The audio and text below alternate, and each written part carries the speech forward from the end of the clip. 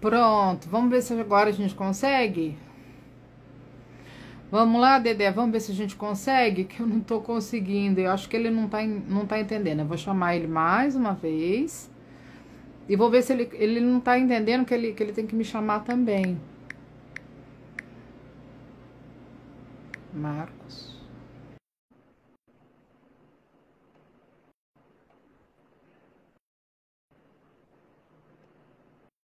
Agora ele entrou na sala.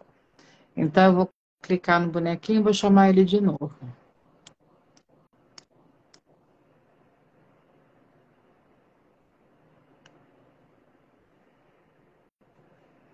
Aí!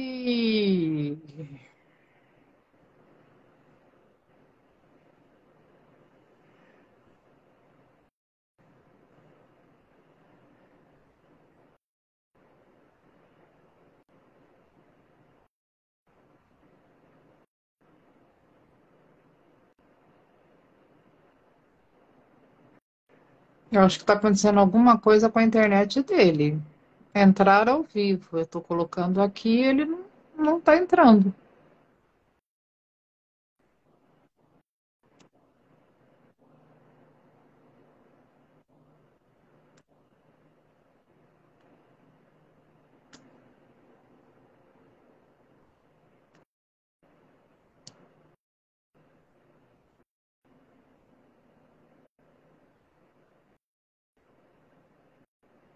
Que estranho.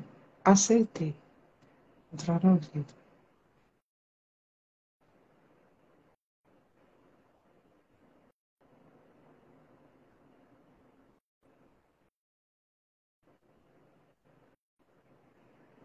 Gente, não está aceitando a solicitação dele para participar ao vivo. Eu acho que ele deve estar com algum problema na internet dele.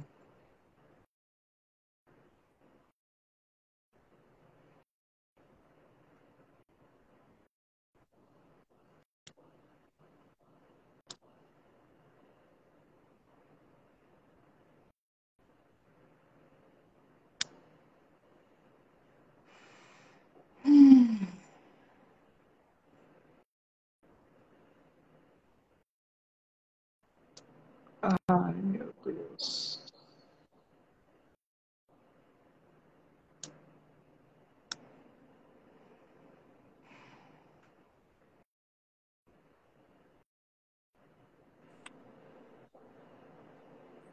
Aí! Vou te contar que plataforminha esse Instagram. Eu vou escolher uma coisa para Por você. isso que o pessoal tá dando pé daqui, por isso que o pessoal tá indo embora daqui. É por isso que eu falo para você, eu pego as minhas Mas por que que lives, você eu não edito. faz? Por que que você não faz por aquelas outras plataformas que funcionam onde eu dou Você aula? sabe que eu não gosto de Na fazer pelo Zoom? Zoom. O pessoal faz muito Zoom, mas Zoom é mais para reunião, para essas coisas. Ela ainda é melhor, só que às vezes ela dá esses bugs, Mas entendeu? Mas essa aqui é muito complicada, é super complicada. Você não sabe se você não está sabendo manejar ou se está dando defeito. E ela tem essa coisa de duração de 1 hora, que é uma coisa mesquinha, né? Mas ridículo, né? Porque tem gente que faz live de 2, 3 horas. E antigamente eles permitiam que fizesse live até 4 horas, para você ter uma ideia de como isso daí, Giza, bem-vinda novamente. Mas não tem problema, porque a nossa já está salva, já está postada, e depois eu vou pegar elas, vou editar e vou mandar para as outras redes. Pode ficar tranquilo, quanto a isso, não tem problema, já está salva. eu não, eu não sou, É, eu sou um ser anti-internetico. Anti não, e mas você sabe amo que eu também estou internet. ficando? Eu também estou ficando, viu, Não, porque Marcos? eu não sei Anti-internet. mexer nisso, eu não sei mexer nisso. É uma coisa complexa. E o problema é que não funciona direito. Se funcionasse bem, aí, às vezes, depende da sua conexão, etc. e tal, tudo bem, isso aí eu entendo. Mas também depende da plataforma, que às vezes dá defeito, aí você não sabe se deu defeito, se você que não soube mexer, é muito complexo. Mas tudo É bem, porque, vamos na lá. verdade, todas dão, né? Porque esses dias eu fiz uma no Facebook, aconteceu a mesma coisa. É que agora é toda uma plataforma só, né? Tanto o Facebook, quanto o Instagram, quanto o WhatsApp, é tudo só de uma mesma empresa. Então, não importa qual das três você escolher, vai dar o mesmo problema. Só o Zoom que não, mas o Zoom é reunião, né? Então, assim, não é para as pessoas saberem o que é te conhecer, né? Não é Não, por que igual não? o O YouTube. importante é você poder falar com as pessoas. Não, qualquer. Exatamente. Mas aí as pessoas vão te visualizar no YouTube, nas redes. É isso que é importante, as pessoas conhecerem você. Então, vamos lá. Foi interrompido alguma coisa que você estava falando ou Não você me já tinha lembro, terminado de explanar? não me lembro mais. Eu acho que eu estava falando eu estava falando dos espetáculos dos anos 70 e 80 no teatro, O que eu estou que vendo aqui é que você fez 80 é, espetáculos. mais ou menos. 80, Marcos, o que é isso, meu Deus do céu, Mais ou Senhor? menos. Tinha anos, quando eu fazia. Eu vou te contar uma história particular, pessoal, mas que é verdadeira, eu posso contar. E é de época, porque hoje em dia ninguém diria, ninguém falaria a mesma coisa. Eu quando fui fazer teatro muito garoto. Aí, mas não deixei de seguir a minha vida. Eu fiz vestibular, Uhum. fiz cursinho vestibular para passar no vestibular com todo mundo, fiz vestibular para arquitetura, passei na arquitetura, fiz o curso de arquitetura e, e aí as pessoas em volta de mim, familiares, etc. E tal, diziam assim: ainda bem que fez arquitetura, porque esse negócio de teatro, teatro para mulher, teatro, a mulher que ia para o teatro era puta. A, a própria Fernanda outro dia disse isso, que tinha de ter carteirinha da, de não sei, de saúde para ser atriz, as mulheres. E os homens eram considerados, quer dizer, vagabundos. O que você faz? Teatro? Porra, sacanagem. Cara. Então, e qual é a sua profissão? Ah, Preconceito sempre existiu, né? sempre, sempre. E as pessoas, e as famílias das pessoas tinham medo de que você não conseguisse sustentar, que você não conseguisse ganhar um mínimo. Né? E isso é uma realidade hoje de novo, que volta com força hoje. Os jovens atores padecem a beça, entendeu? Ficam, às vezes, esperando por um milagroso contrato para fazer uma novela, que são as porcarias dessas novelas. A verdadeira vocação deles, que é o teatro, que é uma coisa muito maior, não se realiza porque os caras estão ferrados, não? Tem que pagar aluguel, tem que pagar conta de luz, aquela coisa de sempre. Né? Então, É, e a ajuda é pouca, né? pois é, Pelo menos. aí eu tive o prazer, depois de alguns anos, Andréia, de dizer para as pessoas em volta de mim o que é uma verdade no meu caso. Eu fiz arquitetura. Quem permitiu que eu continuasse fazendo de vez em quando arquitetura foi o teatro. Eu sempre fui mantido. Eu tenho 5 filhos. Eu e meus filhos fomos sustentados pelo teatro, pelo cinema. E, além disso, eu tinha um ateliê com 2 sócios meus amigos de 40, 50 anos. E eu me permitia fazer arquitetura porque eu fazia teatro. É o contrário. É o contrário que diziam, ainda bem que você tem arquitetura, porque teatro aqui, isso comigo sempre funcionou ao contrário. Uhum. E, e, e, e, e o, e o teatro sempre foi um refúgio absoluto. Eu sempre digo que, quando pergunto a minha relação com audiovisual, é horrível, né? Não vou falar que minha relação com audiovisual, porque o teatro não é audiovisual. O teatro felizmente, o teatro está fora do audiovisual. O teatro é teatro.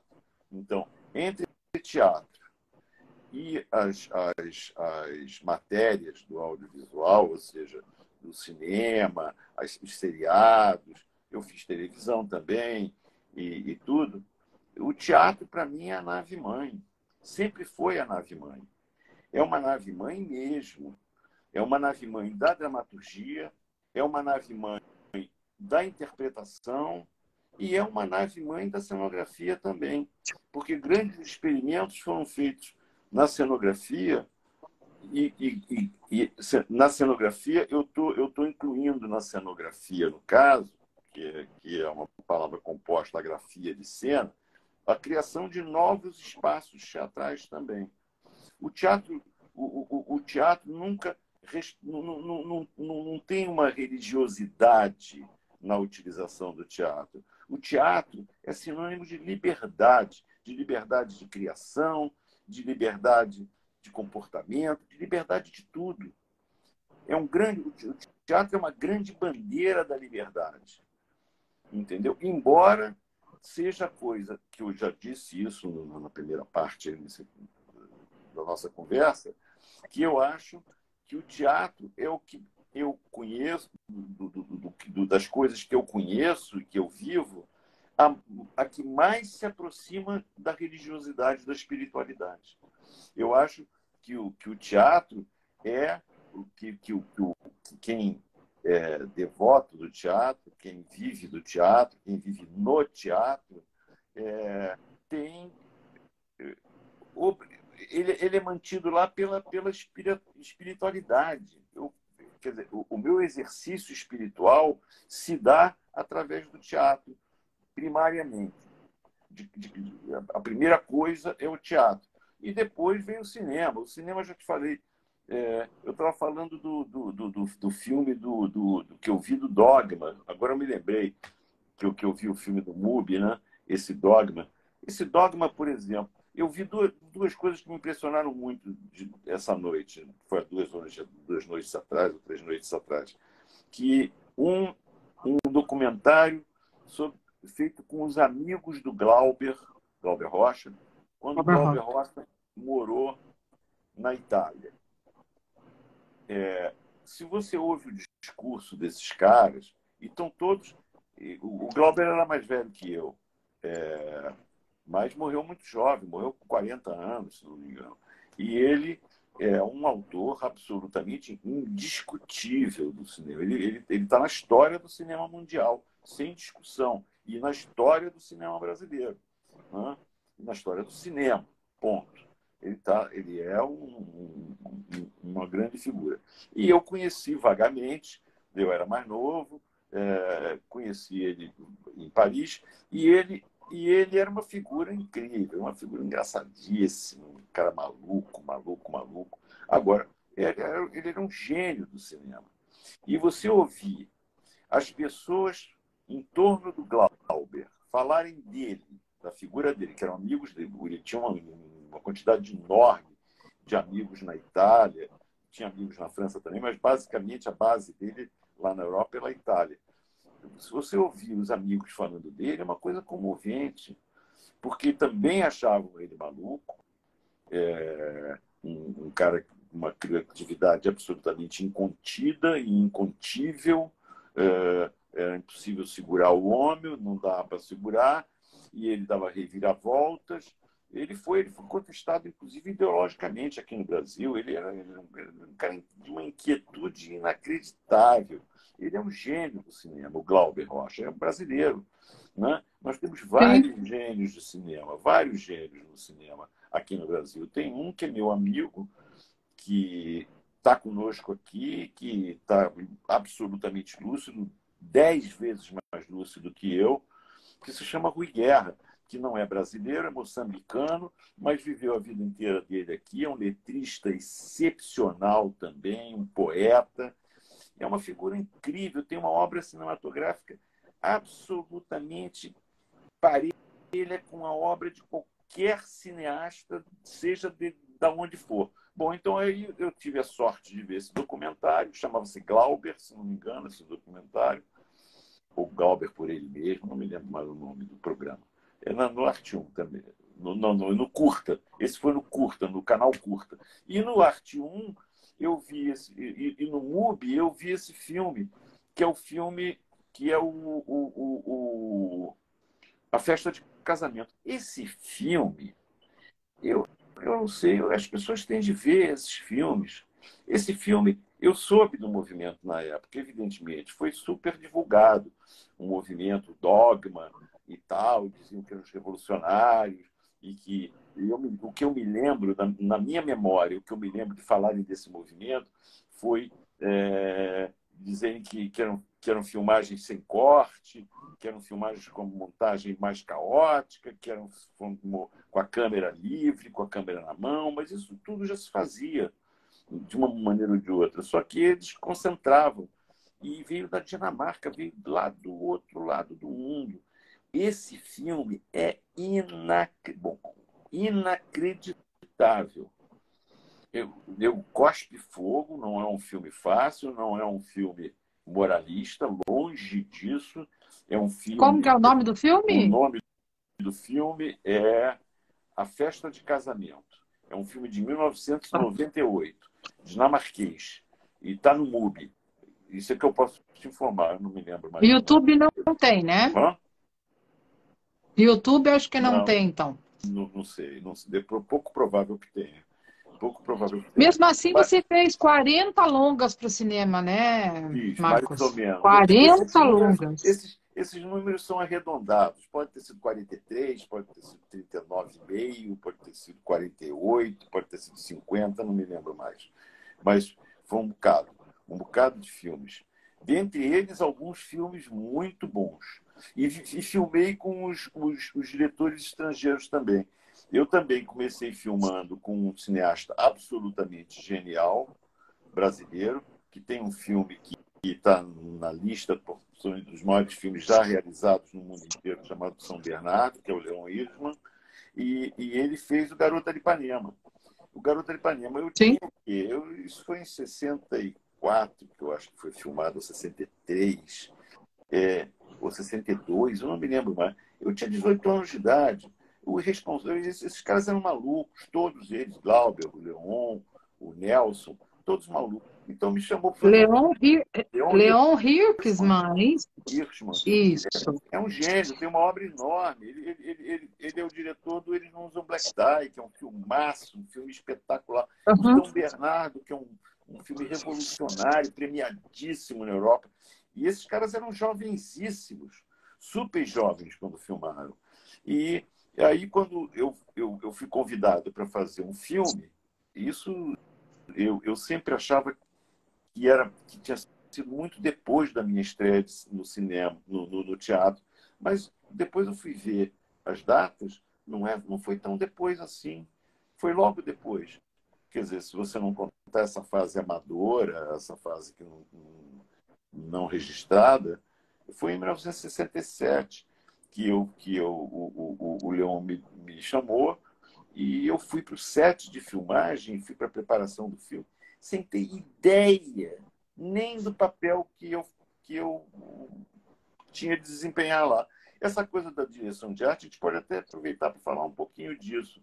É uma coisa meio nebulosa. Eu acho que é nebulosa porque ela não tem fronteiras nítidas.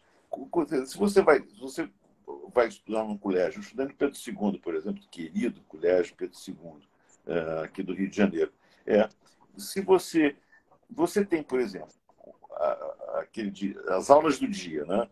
Tem francês, aí entra a professora de francês, sai a professora de francês, vem a aula de português, depois vem a aula de química, depois vem o professor de matemática e é aquele calendário daquele dia. São matérias diferentes. Aí você troca o receptor, né? A criança troca o Uhum. receptor e o professor continua a falar o que ele estava falando na aula passada. Como nós vimos na aula passada, aí o cara vai procurar no caderno, ele tira o caderno de matemática que estava em cima da mesa, bota o caderno de química e aí vai. O cinema, as Uhum. matérias que compõem esse caderno no cinema não são tão estanques. Não precisa muito sair um professor e entrar outro. Estão todos eles misturados. Porque então, no cinema, por exemplo, a importância do figurino, não vou nem falar da direção de arte, direção de arte vou falar em seguida. A importância do figurino, aqui no Brasil, não dão esse valor todo para o figurino. Nem no Oscar dão esse valor todo. Lá é mais. Lá dão mais valor. O cinema americano dá mais valor. Mas o figurino, por exemplo, é fundamental. Eu sempre digo para os meus alunos por que o figurino é fundamental. Para começar, porque ele está em primeiro plano. Porque você, se você tem uma história, você está contando uma história, tem uma hora, ou grande parte das horas, em que você quer ver o ator. E você, então, chega perto do ator. E você chegando perto do ator, a não ser que seja um filme sobre nudismo, né? E está todo mundo pelado, tudo bem. Mas se não for um filme sobre nudismo, o cara está vestido. E a roupa dele tem um significado importante, como tem cinema. O meu amigo John Borman, com quem eu tive o prazer de filmar, escreveu um livro chamado Cinema é Luz. E cinema é luz. O cinema é luz. E luz no cinema é fotografia. E a fotografia é a imagem do filme. E você, o que você mais tem, você tem no filme? Você tem a palavra. Você tem a palavra e você tem a música, o som, música ou ruído, seja o que for. Então, o cinema é uma linguagem complexa. E isso, o cinema não é é autoral quando você bate nesses caras. Bate no Glauber, você reconhece. No Almodóvar, você reconhece um filme do Almodóvar porque é um estilo, é um jeito de fazer, embora o meu amigo Afonso Beato, que não é um Almodóvar, fotografou um filme dele e fotografou muito bem. Né? E outros. Eu estou vendo aqui que você trabalhou com grandes nomes, grandes nomes. Trabalhei com Aqui, grandes nomes. José Alvarenga, você trabalhou com. Já trabalhou com muita. É impossível, né? Não tem assim como a gente falar até o Não, nome das pessoas aqui, porque trabalhei no cinema, trabalhei muito no cinema, por exemplo, com um cara que é um homem de televisão e que é um cineasta competentíssimo, um cara incrível que eu não vejo há algum tempo, infelizmente, que é o Daniel Filho. O Daniel Filho, por exemplo, que foi contestadíssimo pela turma de cinema, porque fazia televisão, que não sei o quê, porque essa briga de tribo sempre tem, né? E ele é um cineasta, primeiro que ele é um amante do cinema. E eu acho que uma das coisas importantes para você fazer cinema, isso estou falando para quem quer fazer cinema, para os estudantes de cinema, para as pessoas que querem fazer cinema, é ver cinema. A cultura do cinema está embutida no cinema. Então, eu quando quero dar uma referência, você quando faz um filme, você recebe um roteiro. Aí você lê o roteiro. O roteiro, aí as pessoas têm roteiristas que têm estilo. Eu vou te dizer, eu não vou falar o que eu estou pensando, porque eu vi que você não quero poluir a nossa live.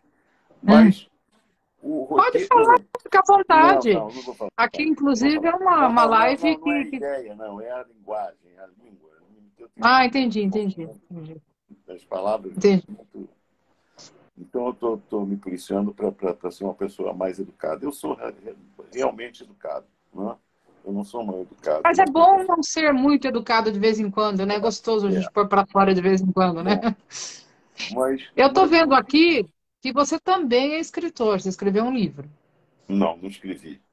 Não Eu não escrevi um escreveu? livro. Não. Esse livro, Universos é, Paralelos. esse livro que aconteceu foi o seguinte: eu tinha um projeto de um livro sobre o meu trabalho, o que é uma coisa já meio cabotina, quer dizer, autorreferente, mas não tem como.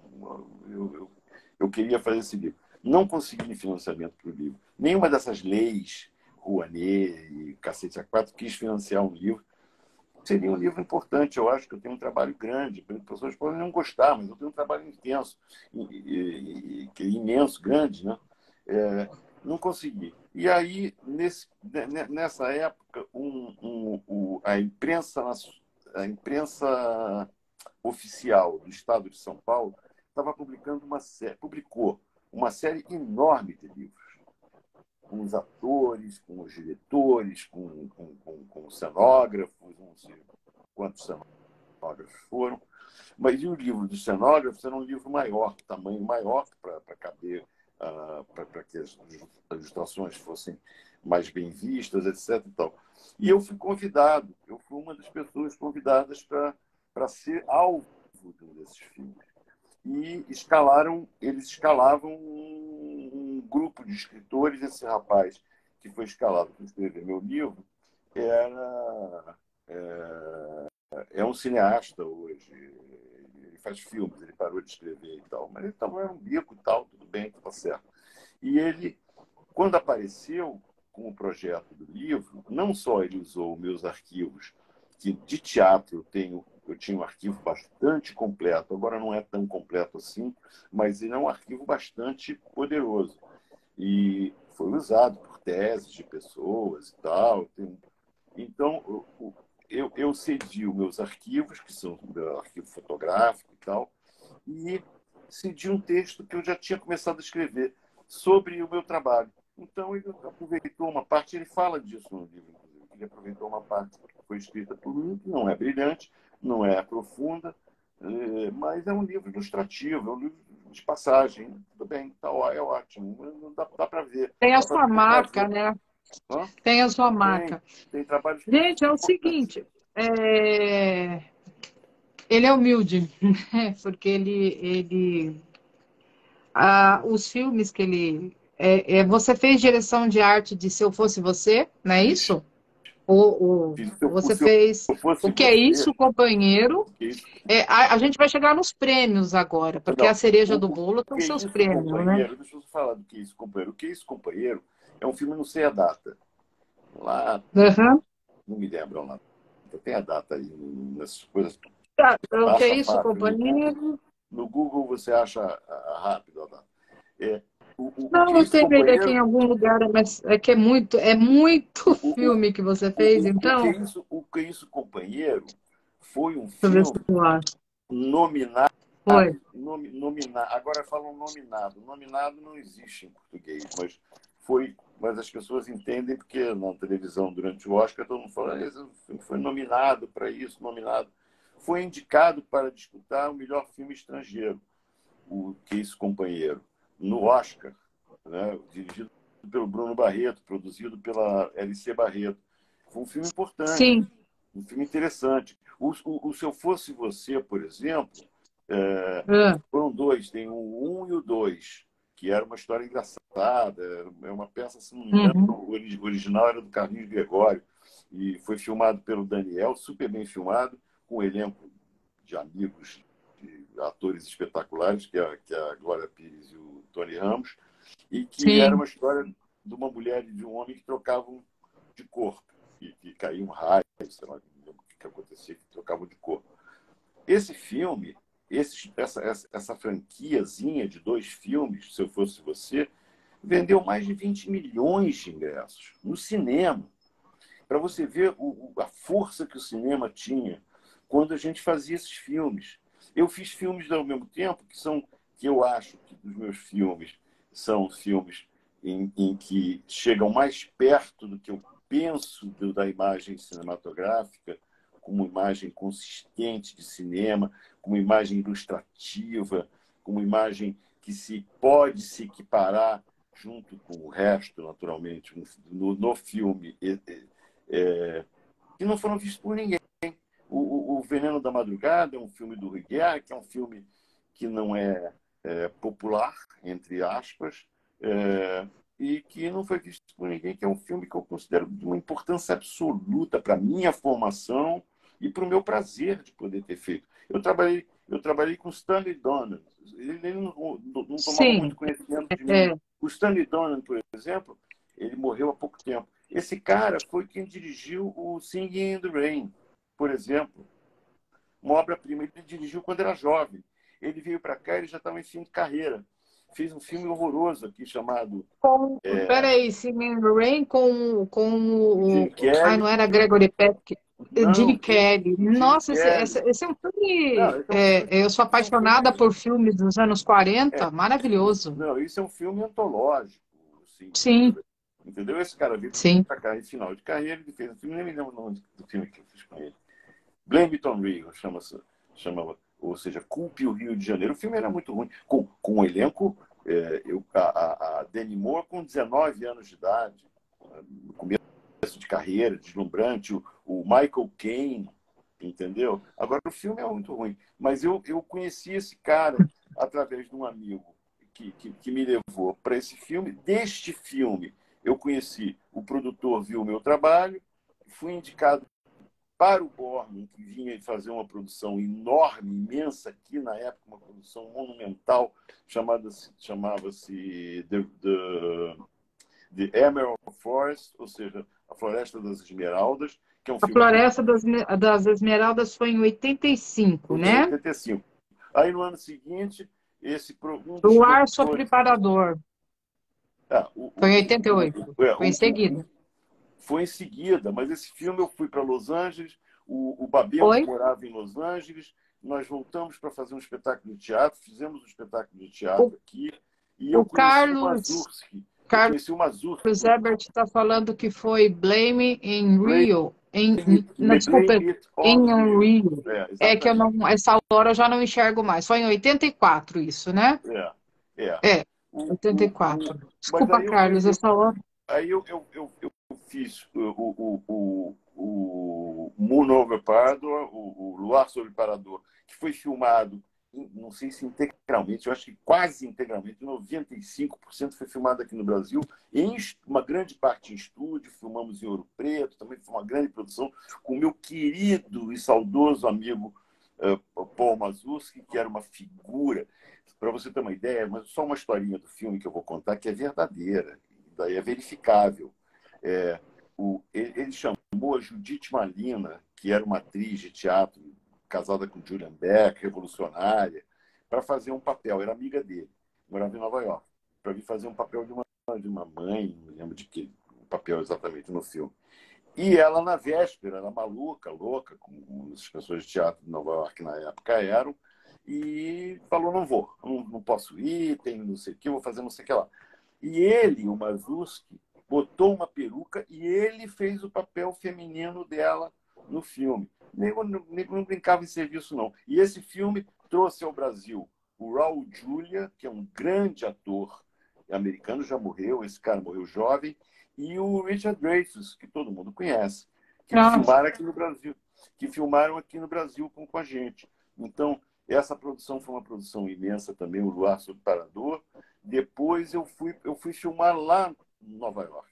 Aí fui filmar em Nova York e fiz um filme com meu amigo Joe Roth, que eu filmei com um ator também, que é um ator absolutamente inacreditável, chamado Klaus Brandauer. Ele fez o Mephisto, um ator inacreditável.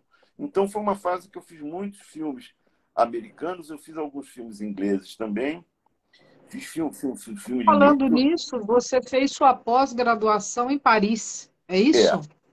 Essa pós-graduação é uma pós-graduação bem malandra, né? Eu vou contar para você, porque Eu não conto para ninguém, só para é, quem estiver ouvindo e o resto da humanidade aqui, né?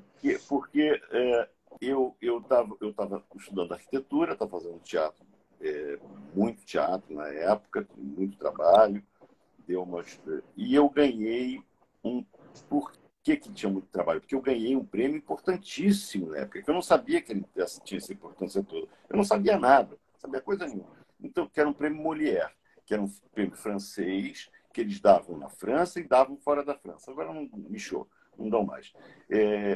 E aí, ganhando esse prêmio, eu estava na faculdade, eu estava no terceiro ano da faculdade. Então, eu ainda tinha que terminar a faculdade e ir para Paris. E aí, quando eu estava indo para Paris, o nego me deu um toque. Pô, tu vai para Paris com uma mão na frente e outra atrás? Não, pede uma bolsa. Aí eu fui na Embaixada da França, na Maison de France, aqui no Rio de Janeiro, e perguntei que bolsa vocês têm. Aí eles tinham, assim, 80 bolsas, não me lembro o número, mas digamos, 80 bolsas universitárias, que ganhava $75 por mês, se não me engano. Dava para você morar numa pocilga das pocilgas lá. Era muito pouco dinheiro. E nós damos 2 bolsas, chamadas bolsas artísticas, que também não era uma fortuna, mas já era $200. Eu tinha o apoio do Itamaraty aqui, e eu, então, inventei um curso, porque não existia curso de cenografia em Paris que me interessasse. Eu acho que não existia, ponto. Não existia curso de cenografia em Paris. Aí eu fiz um projeto de estágio de pós-graduação em Paris, que era o seguinte: eles me dariam ingresso livre para os espetáculos que estivessem em cartaz em Paris. Eles me dariam, isso é a France, né? A France era patrocinadora do prêmio. Eles me dariam A companhia. Air uma, France, a companhia. uma passagem pela porta dos fundos para poder ver montagens em Paris, pelas portas de serviço dos teatros. E eu escrevia de vez em quando uma coisa ou outra e mandava para o Jornal do Brasil. Então tinha um crítico que chamava-se Henrique Oscar, que de vez em quando publicava umas coisas que eu escrevia, do que eu estava vendo e tal. Tive com alguns cenógrafos parisienses também. O meu doutorado foi isso, não foi um doutorado coisa nenhuma, não foi uma pós-graduação, foi uma pós-graduação que eu armei para poder ficar em Paris. Aí, e depois é o seguinte, só para encerrar, eu fui para Paris no final de 1967. Me formei em 66 e em 67 fui para Paris. Aí, em seguida, de 67, do ano de 1967, vem o ano de 1968. Então, logo depois que eu cheguei, o pessoal da oficina foi para Paris, eu viajei com o pessoal da oficina na Itália, nós fomos a Florença, fizemos espetáculo no norte da França, fizemos espetáculo aqui, espetáculo ali, uma cenografia do Erich Bauer. Eu só aprendi a cenografia e operava a cenografia e pendurei a cenografia maravilhosa dele, do Rei da Vela. Então, viajei com eles. Quando a gente voltou para Paris em 98, está igual hoje. Hoje o bicho está pegando lá em Paris. Igual hoje. Tudo, pau comendo, jogando pedra na polícia, o Boulevard de Saint-Germain completamente despavimentado, porque as pessoas tiraram. Foi o famoso maio de 68 em Paris. Hoje, historicamente, é bem conhecido. O que houve lá foi um movimento estudantil e com o operariado junto. Foi um movimento pesado.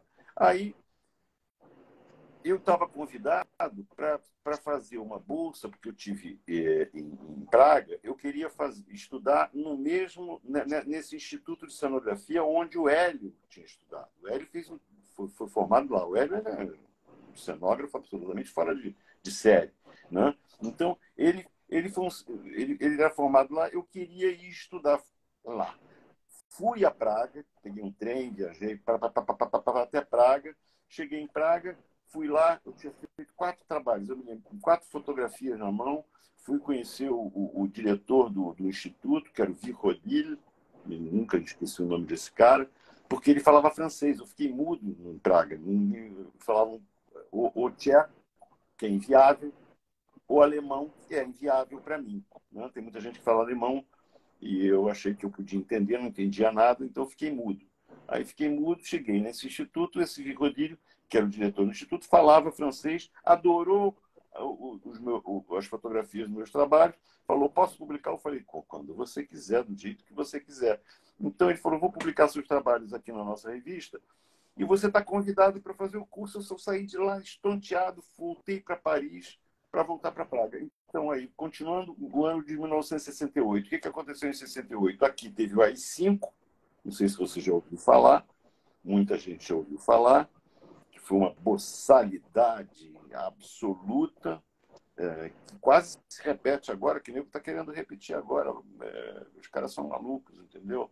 Essa extrema-direita completamente desarvorada. Então teve golpe não, o AI-5, que foi um golpe dentro do golpe, radicalizaram o golpe aqui no Brasil. E lá em Praga, os russos invadiram tudo, aconteceu tudo em 68. Maio em Paris, jogando pedra e quase uma guerra civil.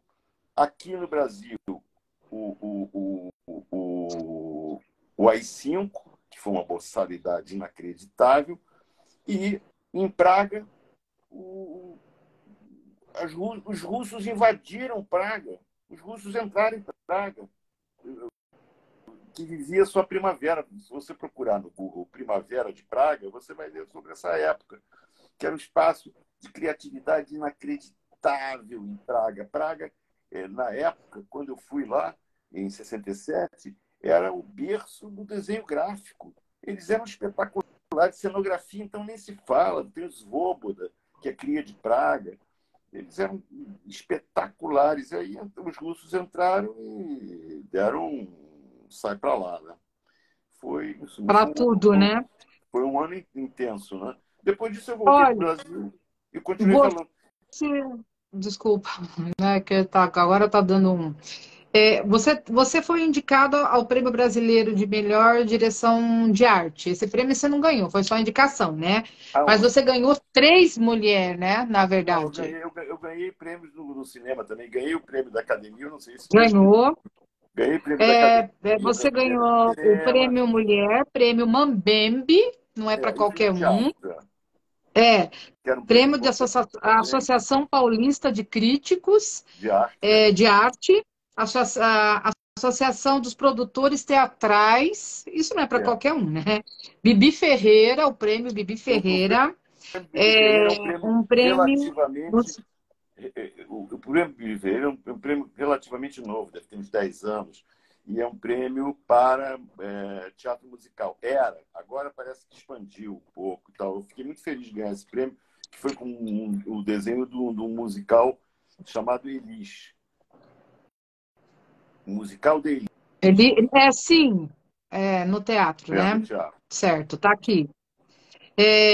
Prêmio No do cinema eu ganhei o ABC Candango Cinema, também. Ganhei o Candango Prêmio também. Academia Brasileira de Cinema, É, isso aqui, nossa, o troféu Candango do Festival de Brasília no isso. cinema. É um Não festival, é dá um para festival falar nem importante. tudo o que você ganhou, Não, não dá mas nem para falar todos os o prêmios. André, não fica querendo impressionar as pessoas, que as pessoas não vão se impressionar.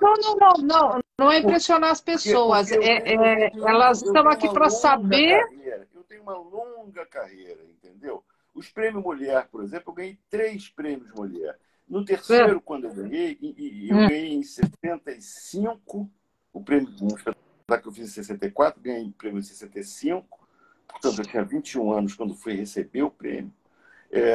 Ganhei em 68, que aí depois dessa confusão toda na Europa, eu voltei em 68, cheguei aqui, fiz um espetáculo com meu amigo Didi Lemos, uma peça do Hipólito, de Eurípides. Nós fizemos essa montagem, ganhei de novo o prêmio Mulher, voltei para a Europa e em 75, se não me engano, ganhei de novo o prêmio Mulher com o meu queridíssimo amigo Antônio Pedro, numa peça do meu também queridíssimo amigo Fauzi Arap, que eram figuras gigantescas do teatro brasileiro, numa peça chamada Pano de Boca.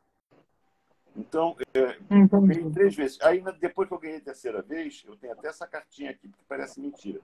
Um sujeito chamado José Luiz de Albuquerque, se não me engano, que era o diretor-geral da Air France no Brasil e tal, me escreveu uma cartinha muito simpática: querido Marcos, parará, parará, quero avisar você que você não concorre mais, porque isso é um prêmio de viagem. Ele tinha razão, é um prêmio de viagem e tem outros artistas jovens que precisam viajar, porque já ganhou essa coisa 3 vezes. Mas Tá. os outros prêmios eles não me deram simplesmente porque já acharam que eu não merecia. Ninguém mandou mais nenhuma carta de advertência, não. Meu amigo, por mim eu ficaria ouvindo as suas histórias a noite inteirinha, porque assim, eu gosto muito de conversar com pessoas inteligentes, que têm cultura, que têm o que ensinar e que pensam, na verdade. Vamos colocar dessa forma, que pensam, porque as pessoas geralmente não pensam. Muita coisa que Pensam você falou aí, as pessoas que né? pensem, as pessoas que pensem e que sentem também. Não se esqueçam de que Exatamente. quando vocês forem ao cinema e quando vocês forem ao teatro, abram os seus corações. Não precisa entender o filme, não precisa fazer crítica do filme. Ninguém está pedindo para quem vai ao cinema ou vai ao teatro faça crítica do espetáculo que fez. Isso é problema. Quem quer fazer, faça. Mas não é obrigatório. O que a gente quer é que vocês sejam transportados numa viagem fora da realidade, uma viagem de sonho, entendeu? Isso é que nós queremos. E se você atinge o coração das pessoas, você atingiu. Estou dizendo isso para você. Tanto no cinema, Uhum. pode ser o cinema mais intelectual que você pode imaginar, que se você para todos nós, se você atinge o coração das pessoas, se você emociona as pessoas, o objetivo está, para mim, pelo menos, o objetivo está mais do que feito. Eu quero aproveitar, André, para agradecer as pessoas que tiveram a paciência de ouvir essa conversa desde o começo. Quero agradecer também as pessoas que venham a ter a paciência de ouvi-la nas outras plataformas, seja onde for. E nós estamos na ativa, nós estamos aqui. Estamos torcendo para que o nosso país melhore, está dando sinais de que vai melhorar, que a estupidez em geral diminua e que a sociedade, que a cultura dessa enorme sociedade ocidental, né, da qual nós fazemos parte, seja mais depurativa, seja mais crítica, que não acredite nessas verdades que não são verdades, que são mentiras, tanto quando é imposta pela igreja, quanto quando é imposta pelo governo, ou as verdades oficiais. Duvidem disso tudo, principalmente os mais jovens. Liberdade abre as asas sobre nós. É isso. Olha, Marcos, eu tenho 1000 perguntas para te fazer, mas eu espero que você, se Deus quiser, volte muitas vezes aqui. Se não for como convidado, como um amigo que queira contar sua vida, sua história, ou em outras plataformas também, que essa daqui eu acredito que, né? Mas foi um prazer muito grande ter você aqui com a gente, porque isso aqui é um legado. Você sabe disso. Você tem um legado enorme. Você faz parte da cultura do Brasil.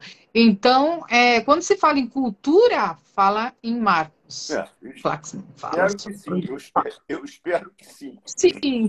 Não, com tudo isso aqui que está na minha mão e tudo que eu vi, porque assim, eu sou do tipo que quando eu vou fazer uma entrevista com alguém, quando eu vou falar com alguém, eu faço uma oficininha, vou lá no YouTube, vou lá, vejo alguma coisinha, vejo entrevista, vejo umas coisas. Então, assim, deu para ver que realmente a gente vê Caco Moraes está mandando um grande abraço.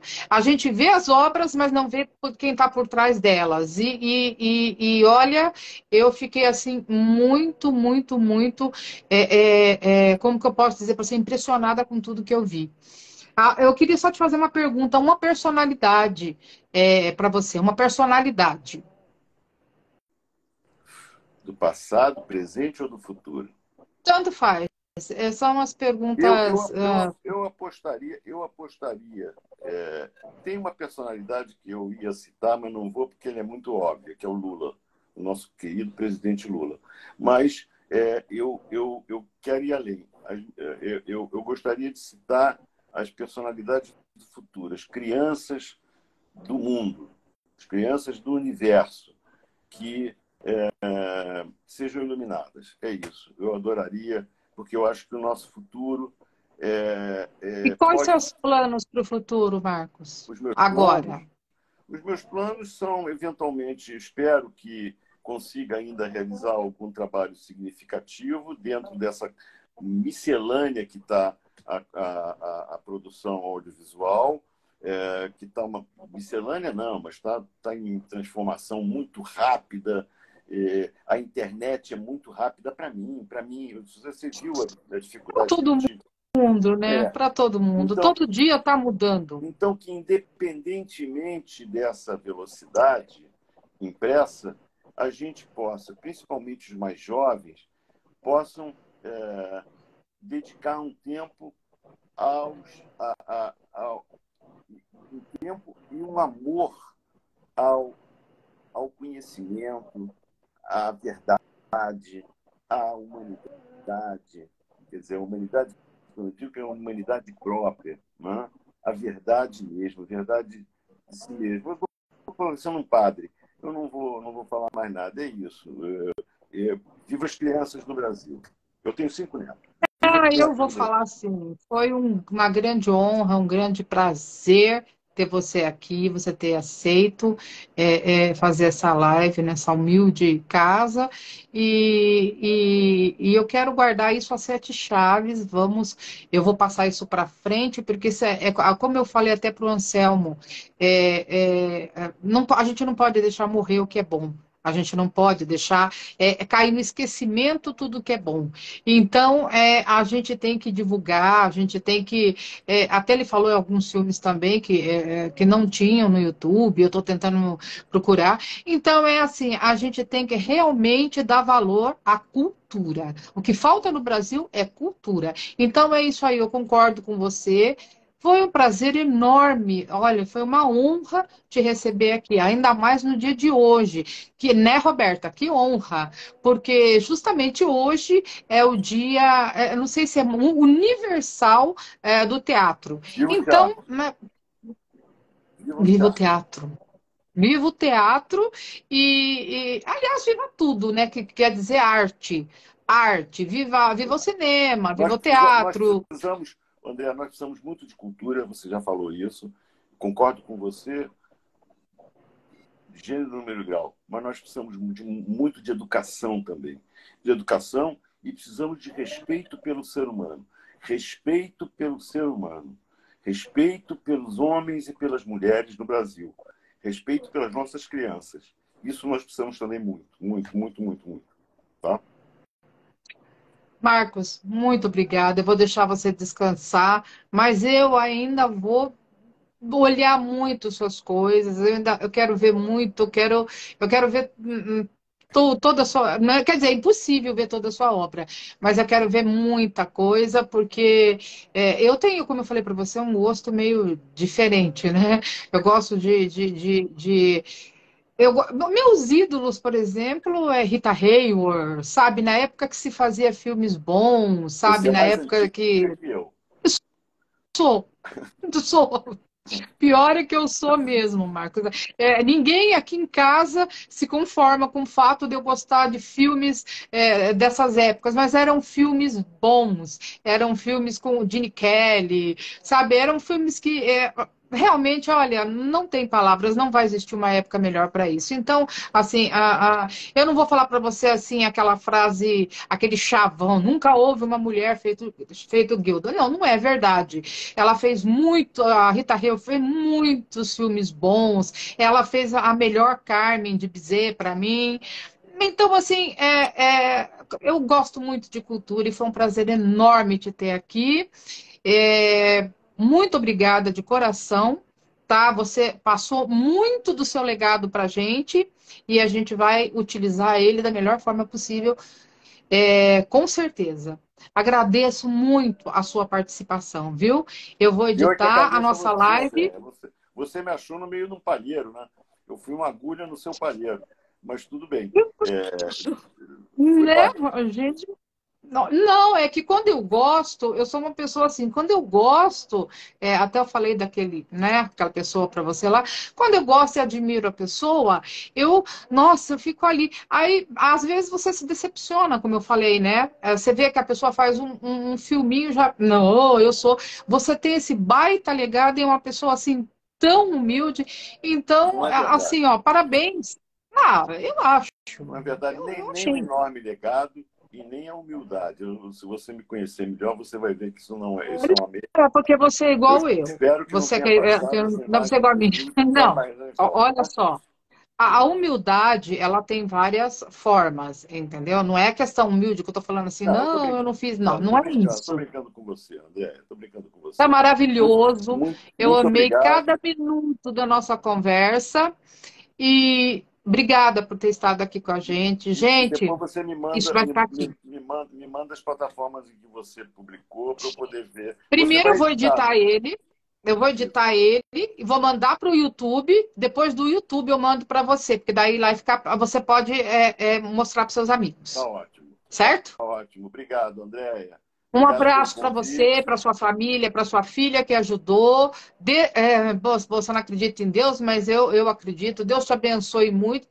Vamos fazer da seguinte forma: eu te desejo tudo de bom, tudo de luz, tudo de paz para você, muita paz e luz para você, e que você seja sempre muito iluminado. Muito obrigado. Muito obrigado para Um você. grande Desejo mesmo. abraço para você, e a Obrigado. gente sempre vai estar aqui com as portas abertas. Tá, obrigado. Obrigado, Andréia. Tchau, meu querido. Tchau, tchau.